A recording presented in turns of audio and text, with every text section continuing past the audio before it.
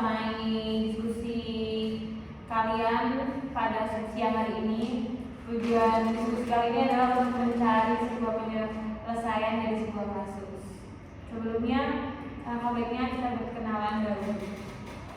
Nama saya John. Perkenalkan, nama saya Sastra Siswani dan pertama kali. Nama saya Eka. Perkenalkan, nama saya Jono. Selamat sore semua. Perkenalkan, nama saya Zaiul. Perkenalkan, nama saya Benisu dari LA Baik, saya sebelumnya akan memberikan peraturan pada diskusi kali ini.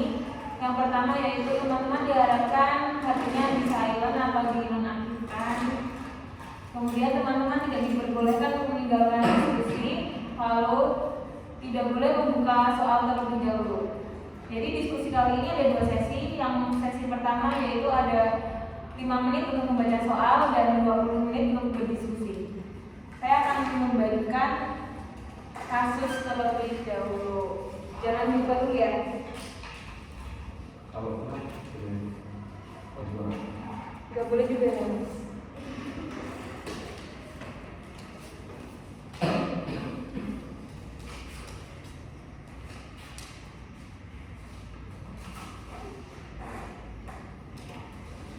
Ya teman-teman sudah boleh membuka kasusnya 5 menit dari sekarang.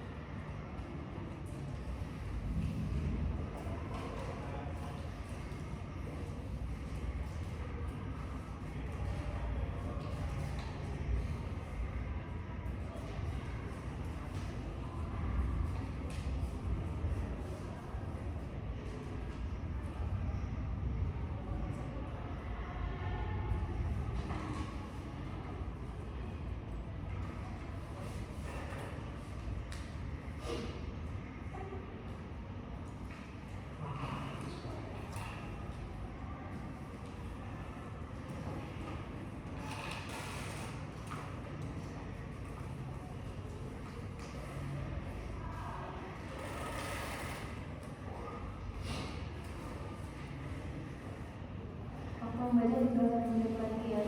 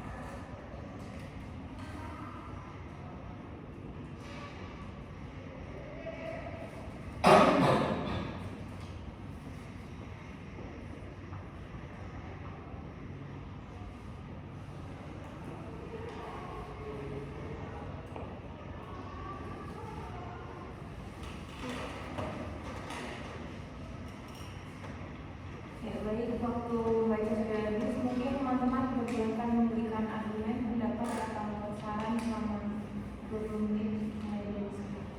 Ini sifatnya berarti ASEAN akan berkomitmen atau berguna dengan sekitar kesehatan ya. Iya.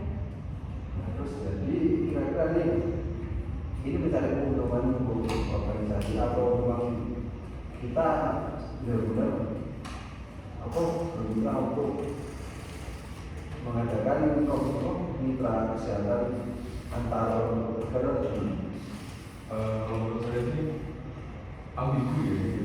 Soalnya kan ini konteksnya kan di sektor ASEAN gitu. Kenapa berdua bisa langsung ngambil ke AS gitu? Nah ini kan apa hubungannya? saya suka kami makanya kita dengan ini kita dulu bersama-sama ya. Soalnya kan sebenarnya AS kan kalau mereka berbicara dengan negara ASEAN yang notabene negara berkembang, sebetulnya mereka pun hanya menafsir sekali. Ya benar sih. Itu yang harus di garis bawah sih sebenarnya. Sedangkan benua Eropa dan benua Amerika pun sebenarnya kita tidak ada konflik ya. Ya kan? Sebenarnya ini nggak mengarah ke konflik sih mas. Tapi kalau menurut saya itu lebih mungkin ada sesuatu gitu. Nah, iya maka itu ini Apa maksudnya. yang mau dikeruk lagi? Maksudnya benua Amerika dan benua Eropa kan sementara ini kan belum ada konflik apa ya. Ya. Kenapa tidak memilih di sektor bagian Eropa yang notabene memang sudah negara maju dan mungkin di sektor kesehatan itu sama-sama lebih mumpuni gitu. Sedangkan di ASEAN pun kalau bermitra dengan negara berkembang pun mungkin tenaga medis di ASEAN pun mungkin yang bisa bilang baru sangat berkembang itu mungkin baru di Singapura. Ya. Apalagi di sini ada ini ya dituliskan ya kalau terdapat penguatan sistem kesehatan dan mendorong masyarakat untuk menggunakan gaya hidup sehat serta pengurangan biaya kesehatan. Nah, gini, kalau misalkan di negara kita ya, itu untuk biaya kesehatan aja kita masih sulit gitu. Pakai BPJS saja masih Nah, dibahas. masih Solusi terbaik sebenarnya memang BPJS, tapi BPJS sebenarnya untuk iuran pun sebenarnya sudah meringankan dengan biaya iuran yang tidak terlalu tinggi pun karena kita belum bisa menikmati fasilitas rumah sakit yang bisa dibilang masih bisa dibilang sama dengan kualitas milik orang-orang di atas karena BPJS itu masih dibagi tiga kasta ya, kelas 1, 2, dan 3. Dan apalagi sekarang APBN itu kan maksudnya mulai menurun nih ya. Kan gini, kalau misalkan layanan kesehatan dikurangi biayanya, otomatis kan negara itu kan harus ini loh, harus menutupi kekurangan biaya itu. Nah, kalau misalkan sekarang aja kita masih kesulitan sama itu, kok masih pengen dikurangi gitu? Nah, gimana nggak pelayanannya sulit lagi gitu kan?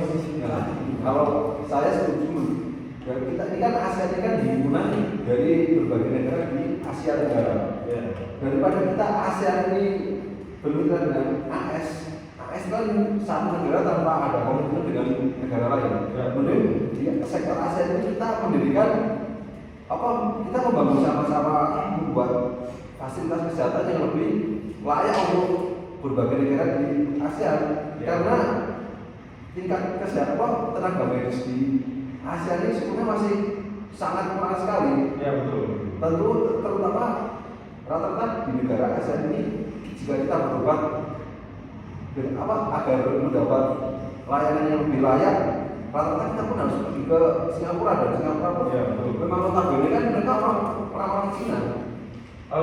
Sebenarnya bukan orang Cina. Kalau Singapura itu kan mereka Atau memang kualitasnya memang yang oleh Inggris. dibuat oleh Inggris. Ya, karena Singapura itu 100% mendapat dukungan dari Inggris. Jadi nggak apa ya, ya tidak dimungkiri lagi kalau misalnya Singapura itu yang mau maju. Kita nggak bahas ASEAN dulu kali ya, di sini lebih ke Indonesia lagi dulu. Oke. Kan banyak nih kasus di Indonesia yang rumah sakit kecil lah di daerah terpencil juga. Di situ ada pasien yang butuh banget pengobatan dan udah sekarat, tapi pihak rumah sakit pun nggak mau menerima pasien tersebut sampai akhirnya pasien tersebut meninggal. Nah, sedangkan rumah sakit tersebut tuh nggak mau ada yang disalahin gitu. Mungkin lebih ke kalau saya sih ya jangan terlalu mikir ke ASEAN itu, tapi lebih ke Indonesia nya. Kalau menurut saya punya pendapat yang untuk gaya hidup masyarakat Indonesia bisa memperbaikinya. Di sini kita harus mengubah dulu pola pikir masyarakat Indonesia. Kemarin baru-baru ini saya mendapatkan artikel yang mengatakan bahwa rata-rata masyarakat Indonesia yang menengah ke bawah sebenarnya bisa mempunyai gizi yang cukup bahkan sangat baik jika ia tidak mementingkan kesenangan semata. Karena gini, banyak masyarakat itu yang lebih memilih rokok ketimbang membeli sayuran atau makanan yang bergizi seperti tempe dan sayur. Sebenarnya itu yang dibutuhkan rumahnya, tetapi beberapa orang tuh malah mementingkan rokoknya. Bukan berarti rokok dilarang ya, tapi kan dalam sebuah keluarga ini untuk seorang anak agar nantinya budaya hidup diajarkan dari kecil itu diubah mulai dari mungkin rokok, mungkin ya maksudnya bukan dari dilarang, tapi kayak itu kan masih bisa bahasanya untuk keluarga kan bisa didahulukan, khususnya untuk anak agar anak itu tahu bahwa sedang dibiasakan sejak kecil bahwa pentingnya untuk gaya hidup itu sehat. Mungkin gitu sih, atau mungkin bisa ditambahkan lagi. Ya, saya setuju sih yang dikatakan Mbak siapa sih? Eka ya. Cuma di sini tadi saya membahas konteksnya itu adalah pengurangan biayanya di layanan kesehatan. Kalau soal gaya hidup pun, kalau menurut saya itu tanpa kita sosialisasi sebenarnya kita kan sudah sadar ya kalau sebenarnya kan kita tuh sudah sadar, tapi yang jadi masalah itu mengapa kok ASEAN itu AS kok bisa-bisanya berbeda dengan ASEAN. Dan mungkin pun kalau ASEAN ya, sedangkan mereka memiliki struktur organisasi sendiri, jadi kan mungkin tidak usah mengurus per negara Indonesia, Malaysia, Singapura kan, jadi kan yang ngurus mitranya kan milik anggota ASEAN ini, anggota organisasinya. Jika mau memikirkan di sektor kesehatan Indonesia, aku memang itu tugas Menteri Indonesia. Jika memang ASEAN itu sadar sebenarnya kan yang perlu dipungkiri kan pernegara kan memang kita masih butuh, sangat butuh pelayanan kesehatan yang layak. Mending kita memikirkan ASEAN ini bagaimana caranya merubah sistem kesehatan Indonesia agar jangan Indonesia anggota ASEAN itu lebih layak itu seperti yang dikatakan sekali. Rata-rata rumah sakit yang nggak mau menerima atau yang menolak pasien yang meninggal itu karena terbatas oleh biaya. Sedangkan rata-rata rumah sakit yang menolak pasien itu kan biasanya rumah sakit swasta yang memang mereka nggak mau rugi, karena mereka pun dari sektor keuangan pun mereka dapat dari donasi itu loh, yayasan mereka sendiri, bukan dari negeri. Mas, sebelumnya Mas bilang menolak itu rumah sakit swasta ya. Saya sering kali melihat mendengar berita secara langsung bahwa banyak orang yang ditolak di rumah sakit dengan alasan belum mengurus administrasi. Yang dikatakan maksudnya ini bukan sekedar administrasi tapi lebih ke biaya. Nah itu bagaimana? Kan itu berarti bukan hanya rumah sakit swasta. Ya, misalkan bapak kan memang biaya kan kalau administrasi kan kadang-kadang mungkin masih bisa dipertimbangkan karena kan donatur kan dari negara juga. Kalau di rumah sakit swasta kan hanya waktu dari yayasan atau mungkin lebih Kalau rumah sakit swasta memang bisa kita seperti itu karena rumah sakit swasta rata-rata targetnya bukan masyarakat menengah ke bawah atau menengah ke atas menengah saja, tetapi rata-rata orang yang berada di ekonomi ke atas. Jadi menurut saya itu kurang apa?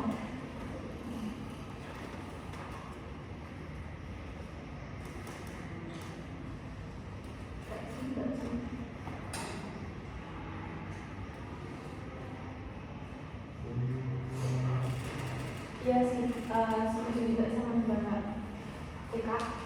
Cuma kadang itu di rumah sakit entah itu swasta atau negeri, biaya pengobatan sama apa ya, perlakuannya itu beda. Apa ya? Almarhum kakak saya itu juga pernah ngerasain. Ini kan Iya. itu dapat perlakuan yang nggak enak waktu di ruang ICU, dan itu emang udah begitu ke mulut kalau perawatnya itu emang nggak sesuai sama SOP kan. Jadi kan pasien yang lebih dibuang sama lebih Karena bilang bayar ya bisa juga beda kayak jadi apa ya, kayak pilih-pilih gitu loh. misalnya yang bayar yang lebih banyak itu yang pelayanannya jauh baik dari senang-senang. Makanya juga Indonesia masih ada coba juga ya. Apapun masyarakatnya pikirannya yang penting besok mau makan apa ini kan Kalau mikir kesehatan atau kekerasan itu karena saya pernah dengar ya dari negara ini mengirimkan tenaga medis ahli ke rumah sakit kita apakah teman-teman sudah pernah dulu? Saya sebelum selama yang saya dewasa itu belum pernah dengar ada negara ini mengembangkan ini sebenarnya belum terus Mungkin lebih ke logistik kalau logistik ya pun tapi kalau untuk tenaga kerja soalnya kan medis logistik yang mumpuni tanpa adanya tenaga medis yang ahli Iya. ya sama aja. Tapi apa teman-teman pernah dengar belum? ya belum. Kalau tenaga kerja medis belum pernah. Nah, maka itu kenapa kok Tapi kalau ketika tenaga para kerja anggota organisasi ASN ini malah membingungkan nanya dengan AS kan mungkin AS pun lebih milih kalau beruntung pun artinya kalau ke negara ini kan juga nggak ada untungnya. Tujuannya mereka kan bekerja sama dan mencari saling menguntungkan. Nah, sedangkan tujuannya ASEAN kan kita mengikat antara negara di Asia Tenggara agar lebih maju dalam berarti dalam sektor perekonomian jadi persaudaraan itu lah. Sekarang saya sebenarnya masih ambil musim dari kasus tapi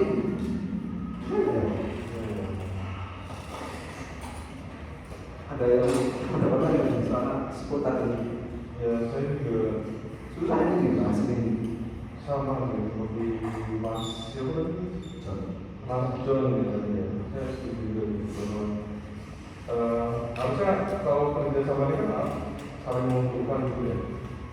Cuman yang saya lakukan itu nanti ketika terjalinnya sebuah kerjasama antara kita dengan negara besar gitu. Nah, takutnya itu ada sesuatu yang tidak beres gitu di negara kita.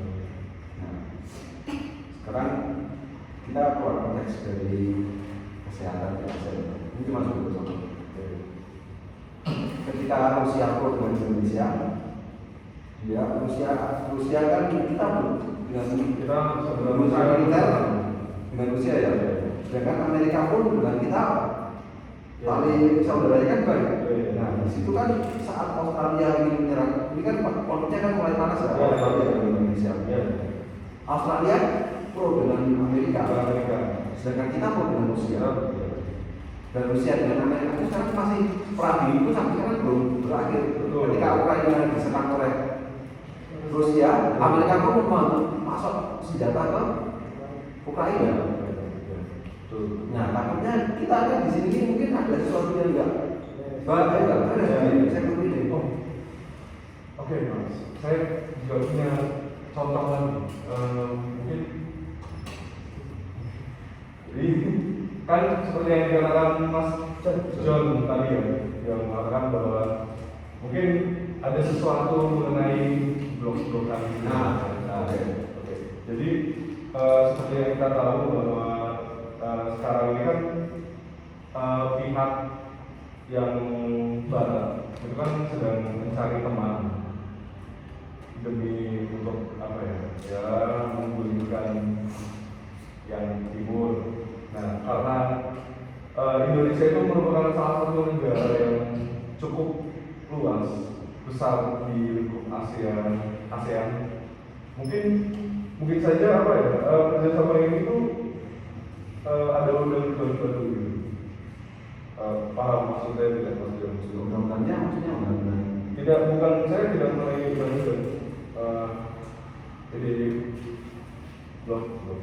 Oh, kita kita tahun 9 sekian kan kita keluar dari blok, jadi kita udah independen. Enggak, maksudnya oh iya, mungkin kita secara tertulis kita tidak apa ya. Tapi kan dari keluar dari blok kan kita masih memiliki hubungan dengan blok. Maksud saya seperti itu. Hubungan itu. Sulit sebenarnya kalau ini yang puas namanya kan sudah ini kan kita nggak tahu. Dan mungkin antara Kalau menurut saya kayak kerja AS ini mungkin ada hal yang membedakan mereka, kenapa alasan mereka kenapa menerima untuk bermitra dengan ASEAN. Seperti yang masyarakat luas tahu kalau AS itu disebut-sebut sebagai negara yang arogan kan. Berapa sih masa? Nah, betul. Mereka juga pernah dengar jadi kalau AS itu kayak ingin menguasai dunia gitu kan. Jadi kalau ada yang bermitra dengan mereka dan mereka pasti akan menerimanya dengan suatu pertimbangan yang di belakangnya pasti akan ada sesuatu. Sebenarnya nggak usah ada sesuatu. Mitra kita dalam Amerika pun sebenarnya waktu selepas pasca komunikasi, namanya Freeport. Yang ambil Amerika, tapi mereka juga nggak ingin mengambil sebagian kecil saham dari Freeport. Tapi sampai sekarang Pun malah menjadi milik Amerika. Kita pun hanya sekian persen, 0, sekian persen mungkin juga dari Indonesia. Mungkin kita kembali ke topik, saya baru mencoba membaca ulang lagi kasusnya. Mungkin dalam hal ini yang dimaksud dengan yang pertama penguatan sistem kesehatan dalam keadaan darurat itu mungkin seperti bencana COVID kemarin. Nah ini kan tidak ada darurat yang harus ada kerjasama antara semua negara untuk menghadapinya. Jadi mungkin di sini dalam artinya menghadapi situasi darurat seperti mungkin virus, pandemi penyakit yang lainnya, mungkin seperti itu Atau sih. mungkin bencana juga. Nah, ya, mungkin itu lebih ke arah sini setelah dicoba dipahami. Tapi di sini lebih bahas ke seperti maksudnya penanganan darurat kan. Penanganan pertama dari darurat, lalu seperti vaksin terapi setelah dilihat lagi sepertinya ini untuk keadaan seperti itu. Dan kalau mungkin untuk memberdayakan masyarakat supaya memiliki budaya sehat, saran saya tetap seperti yang tadi sih. Kita mungkin Negara masing-masing berbeda. nah, itu kita harus mengubah pola pikir masyarakat Indonesia dulu. Bagaimana kebutuhan pokok itu yang didulukan dan bagaimana sebenarnya nggak usah susah-susah untuk memenuhi gizi atau mungkin mencari sesuatu untuk sesuatu yang bergizi tinggi. Karena Sebenarnya di Indonesia pun sebenarnya makanan harus kita berlimpah-limpah sebenarnya. Nggak perlu harus makan gandum dan iya. susu. Nah sebenarnya dari kita tuh malah lebih banyak sumber-sumber gizi yang lebih dari mereka. Tapi entah kenapa masyarakat Indonesia fokusnya lebih ke kayak yang tadi saya contohkan. Banyak masyarakat yang lebih memilih rokok ketimbang membeli sayur-sayur yang bergizi itu. Mungkin kalau untuk ya harus sekali ya, mungkin kayak ada kan orang yang untuk melepas internetnya, tapi bukan sebagai kebutuhan pokok dia. Nah, jadi kebutuhan pokoknya yang kita harus didahulukan. Kan ada juga banyak orang-orang yang di luar apa ya? Mungkin segitu dulu. Oh iya, oke. Oke. Ya, tadi Sebenarnya ini materinya memang berat sekali kalau kita baca dengan seksama ya. Tapi benar-benar iya kalau memang ya sih saya ini sektor gambar dan mungkin bisa dibilang ini di era pandemi kan yang bikin kita agak fokus berarti kan karena ada di era pandemi dari sistem darurat kita sebenarnya kita kan melakanya sistem darurat seperti yang kata Mbak Sita tadi bilang orang yang mengalami kritis itu kan ya darurat kan dalam arti darurat kan mereka hanya satu individu bukan untuk maksudnya satu negara yang mengalami krisis kesehatan itu loh ya kalau saya paham sih ya. Karena kan kalau masalahnya seperti virus dan penyakit Itu nggak bisa ditangani itu adalah satuan. masalah yang harus kita tangani bersama seluruh dunia. Oh, iya. Karena kita akan mengalaminya semua. Ya sih masuk. Tapi ya sebelum sektor kesehatan yang kuat dan yang sebenarnya ya tapi untuk pola hidup sehat itu sebenarnya kan orang mengira keju itu makanannya paling sehat dan susu minuman yang paling sehat juga. Nah, pada kenyataannya di Indonesia pun produk susu lebih melimpah daripada di Belanda. Cuma di Indonesia susu kan mereka hanya dikelola menjadi minuman. Di Belanda pun mereka membuat bahan keju karena mereka tidak tahu, mereka tidak punya bahan rempah-rempah pokok yang mau dimakan seperti apa. Makanya pada itu Belanda pun menjajah Indonesia kan untuk menguasai rempah-rempah. Misal rempah-rempah Indonesia ini di apa ya ibaratkan seperti susu jadi keju. Sebenarnya kita bisa lebih kaya dan lebih sehat dari Belanda. Bisa dibilang seperti itu. Walaupun di Indonesia nggak ada gandum, tapi beras merah, beras ketan hitam kan itu juga lebih sehat dari gandum. Bahkan orang juga kan di negara kita sebenarnya banyak budidayanya. Cuma karena mungkin karena dari awal kita tidak mengenal orang, jadi Bukan tidak mengenal. Sebenarnya porang itu kan kita kan makan ubi pun di Indonesia ini kan gengsinya ketika ubi itu makanan orang miskin, sedangkan porang itu kan juga umbi. Mungkin itu dari segi kita melihat orang itu umbi maka orang Indonesia kan nggak mau dibilang orang miskin lah. Padahal di Belanda di Amerika pun mereka krisis makanan umbi seperti itu karena mereka rata-rata di Belanda dan di Amerika kan mereka rata-rata orang itu obesitas karena mereka makan setiap mereka makan jagung. Petani di Amerika pun mereka sebenarnya bingung. Saya ini memproduksi bahan makanan alami, tapi kenapa saya makannya jagung? Mereka nggak tahu mau diapakan dulu. Oke, orang itu Iya. Nah, tapi kalau seperti yang kalau di Jepang orang lebih murah, mungkin kalau nggak diolah. Sedangkan orang di Indonesia tuh malah mahal-mahal, seperti beras orang yang material. Lalu ada saya lupa nama jenis-jenis makanan yang beberapa jenis itu, dia itu sudah diolah semacam mie juga, itu malah lebih mahal. Dan setelah seperti itu baru masyarakat itu mau karena sudah dikenal. Tapi sebenarnya bisa kalau orang dimakan dengan direbus kalau dibuat. Sebenarnya kalau di Jepang dibuat mie, dibuat itu bukan campuran. Mereka menyesuaikan lidah mereka karena mereka pun makan orang yang berkebutuhan. Mereka nggak makan terlalu, makanya mereka disesuaikan dengan lidah orang Jepang seperti itu. Tapi kan di Indonesia restoran Jepang memang sangat bergengsi, makanya orang di Jepang dibuat. Makanya restoran Jepang di Indonesia pun mungkin saya jarang makan di restoran Jepang yang mungkin membuat orang itu juga hanya untuk memenuhi kebutuhan menu di restoran tersebut seperti itu. Kalau orang sendiri di Indonesia menurut saya jarang ya, karena cuma sekedar kayak mungkin kalau masyarakat Indonesia mengenal orang lebih ke arah kasihan. Kecuali kayak mungkin yang menu Jepang yang masih tadi, tapi menu Jepang di Indonesia lebih terkenal seperti yang sushi lainnya sih. Itu kan sudah Iya. sudah. Terus untuk yang seperti saya bilang tadi, sebenarnya masyarakat Indonesia itu harusnya memang dari awal atau mungkin dilakukan kalau sosialisasi pasti sudah sering ya masyarakat bahwa yang bergizi itu ini tapi mungkin dikenalkan dari awal dari kecil karena kalau kita mengajarkan yang lebih tua maaf dari dulu aku begini kok, aku baik-baik saja. Banyak seperti itu kan. Jadi mungkin kita lebih sekarang berusaha memperbaiki yang generasi yang baru. Seperti mungkin dari sekolah kita mengajarkan mereka dari awal mungkin gimana ya? Seperti dari sekolah tuh menyediakan makan siang kan beberapa sekolah seperti itu ya sudah. Nah, sekolah yang seperti sekolah yang apa ya, kondisi.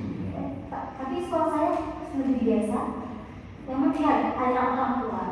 Nah, itu menyediakan makan yang pasti sesuai gizi yang kebutuhan anak. Tapi cuma berjalan sebentar karena juga saya nggak tahu ada masalah apa ya. Sebenarnya itu baik di terus dijalankan. Jadi anak-anak terbiasa dengan apa ya? Anak-anak terpenuhi kebutuhannya. Mungkin orang tua yang di rumahnya kurang memperhatikan atau tidak mengerti, itu anak-anaknya bisa terbantu dengan yang ada di sekolah, walaupun sebenarnya kurang sekali masih. Dan juga mungkin kan kayak di luar negeri ya, mungkin ini agak banyak dikit. Dari luar negeri itu sangat memperhatikan kesehatan anak-anak. Gimana ya? Bahkan ada biaya khusus untuk anak-anak. Mungkin kalau di Indonesia kita bisa dibilang pendidikan populasi atau mungkin populasinya tidak rata. Nah itu kan jadi pemerintah agak kurang bisa apa ya? Belum bisa mungkin kurang baik menanganinya. Sebenarnya kalau makanan kesehatan, makanan yang sehat di Indonesia itu sebenarnya paling sekali kok beras merah, beras ketan, karena beras ketan kan kadar gulanya itu sangat sedikit. Dan jika kita mengkonsumsi beras ketan merah itu kan, kalau resiko kita terjangkit penyakit gula dan obesitas kan sangat sedikit. Tapi kenapa kok beras ketan itu di Indonesia dimahalkan dan jarang sekali orang itu menanam beras merah? Kalau beras ketan, Beras ketan kan beda ya. Beras ketan dan merah beda ya mas. Ketan merah dan ketan putih kan sama. Ya, Tapi maksudnya kalau beras ketan yaitu yang seperti nasi. tapi Kalau beda ketan, lagi. ketan itu beda lagi, itu yang banyak. Nah, setahu saya beras ketan itu kurang cocok untuk orang-orang yang memiliki lambung lemah. Ya betul. Nah, sedangkan beras merah itu sangat baik. Nah, kalau beras merah memang mahal, bukan cuma hanya di Indonesia, tapi di luar setahu saya memang mahal. Tapi kenapa jika itu mahal di Indonesia tidak ada yang menanam beras merah itu? Karena kan konsumsinya kan lebih sehat tapi juga Pertama, kalau yang saya tahu, masih potong ya. Iya.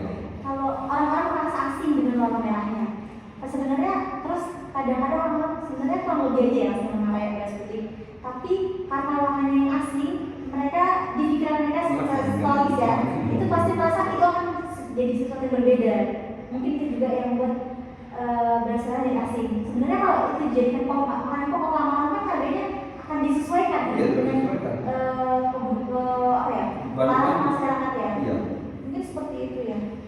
Dan kadang sedangkan kalau beras itu langsung kenapa Indonesia malah mengimpor beras dari Thailand, sedangkan kita kan sama pun kita keluar. Kalau itu karena kesadaran anak muda bahwa bertani itu sesuatu yang bukan yang kuno.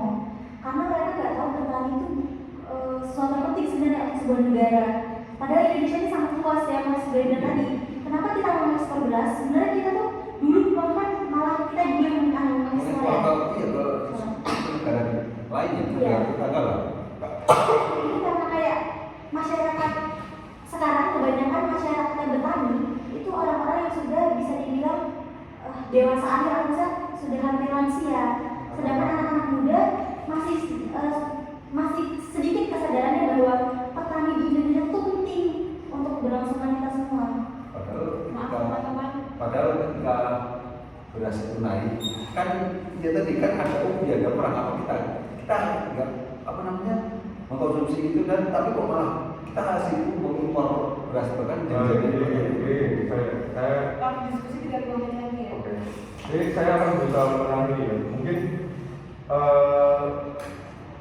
kalau ngomongin soal pertanian ya, oke, mungkin itu penting untuk sebuah negara dan saya juga setuju tadi kalau misalkan bertani itu adalah suatu hal yang dianggap tidak prospek ya mungkin ya, atau terlalu menunggu.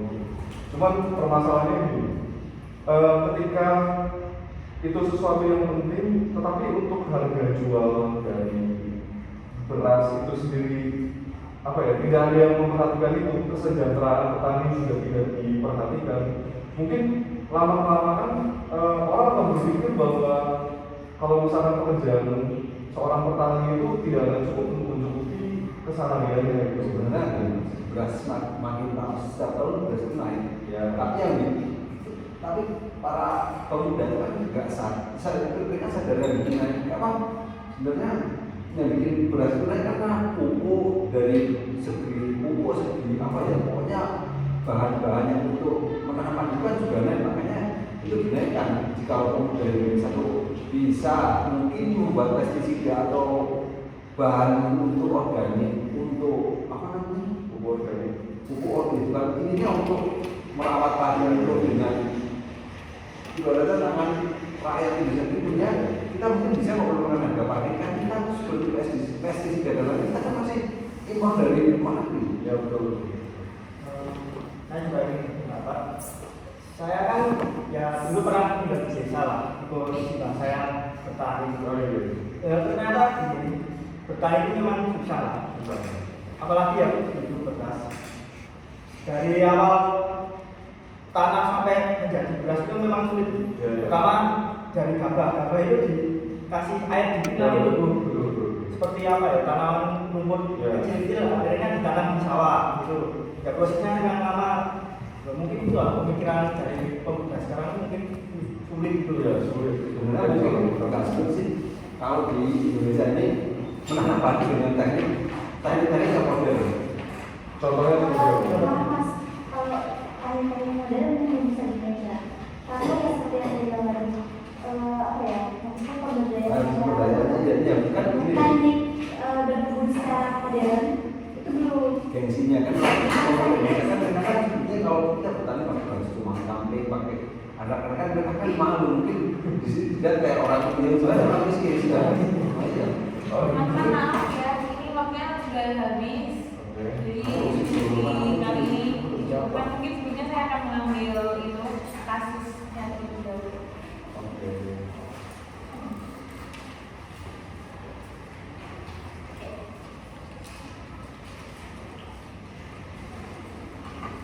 Jadi terima kasih teman-teman sudah meluangkan waktu. Sekian dari